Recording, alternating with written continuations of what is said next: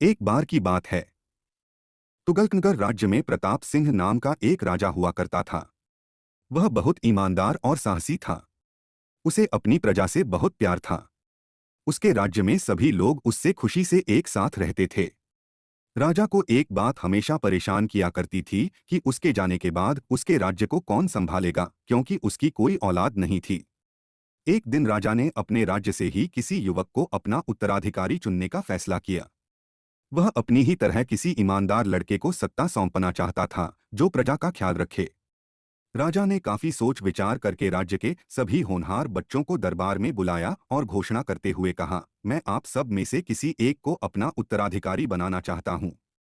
इसके लिए आप सबको एक परीक्षा दी जाएगी, जो इसमें पास होगा वही मेरा उत्तराधिकारी बनेगा। इसके बाद राजा ने वहां मौजूद सभी बच्चों को एक एक बीज दिया और बोला कि घर जाकर इस बीज को गमले में लगाना है। 4 महीने बाद सभी अपने पौधे के साथ यहाँ पर फिर से एकत्रित होंगे। उस समय मैं आप में से किसी एक को अपना उत्तराधिकारी बनाऊंगा। सभी बच्चे सोच रहे थे कि राजा अपना उत्तराधिकारी बनाने के लिए कोई कठिन परीक्षा लेने वाले हैं, लेकिन गमले में बीज बोने की बात सुनकर सभी इस परीक्षा को आसान समझकर खुशी खुशी घर लौट गए। वक्त बीतने लगा। सभी बच्चों के गमले से बीज की उपज दिखने लगी थी, लेकिन क्षितिज नाम का एक बच्चा था जिसके गमले से पौधे का नामो निशान नहीं था। क्षितिज के साथ के दूसरे बच्चों के पौधे बड़े होने लगे थे। यह देखकर वह बहुत परेशान रहने लगा।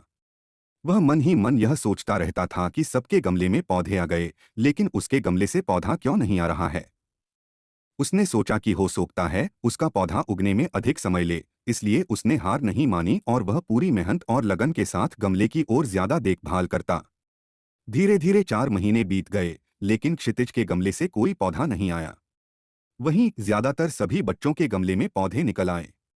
कुछ बच्चों के पौधों में तो फूल और फल भी दिखने लगे। राजा के पास जाने का समय आ गया। क्षितिज ने सोचा कि वह राजा के पास जाएगा तो उसका गमला देखकर सब उसका मजाक बनाएंगे। कोई उसकी बात पर विश्वास नहीं करेंगे कि वह हर दिन गमले में पानी देता था, वह उसकी देखभाल करता था। क्षितिज की मां ने उसे समझाया और कहा कि नतीजा कुछ भी आया हो, लेकिन तुम्हें राजमहल उनका बीज लौटाने जाना चाहिए। जो होगा देखा जाएगा। मां के समझाने पर क्षितिज मान गया और खाली गमला लेकर राजमहल पहुंचा। वहां उसने देखा कि सभी के गमले में सुंदर सुंदर पौधे दिखाई दे रहे थे और सभी बहुत खुश थे।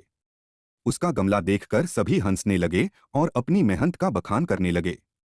वह चुपचाप आंखें नीचे किए शर्म से बैठ गया। इतने में राजा आए और सभी के गमलों को ध्यान से देखने लगे।